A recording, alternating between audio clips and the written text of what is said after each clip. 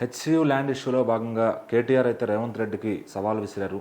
So దాంట్లో ఎల్లకాలం మీ ప్రభుత్వం ఉండదు, కరెక్ట్గా 3 ఏళ్లలో మా ప్రభుత్వం మళ్ళీ వస్తుంది.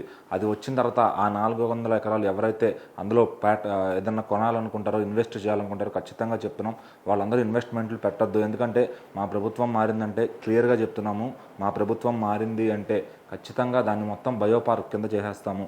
సో ఆ 400 ఎకరాలను ఖచ్చితంగా దాన్ని ఎటు పోనివ్వము. ఎందుకంటే అది హైదరాబాద్కి ఒక ఆక్సిజన్ లాంటిది, ఊపిరి లాంటిది. సో దాన్ని ఇట్లా చేయడానికి, డెవలప్మెంట్ చేయడానికి అంటే అది ఖచ్చితంగా ఇచ్చే ఛాన్సే లేదు. సో కరెక్ట్గా 3 ఏళ్ళు లెక్క పెట్టుకోండి, మా ప్రభుత్వం వస్తుంది. సో ఆ 400 ఎకరాలు ఈలోపు మీరు దాన్ని ఏమైనా కన్స్ట్రక్షన్ చేద్దాం అనుకున్నా, ఎవరన్నా దాన్ని కొనాలనుకున్నా, ఏదన్నా ఇన్వెస్ట్మెంట్ పెట్టాలనుకున్నా ఖచ్చితంగా నష్టపోతారు. వారందరికీ ముందే చెప్తున్నా.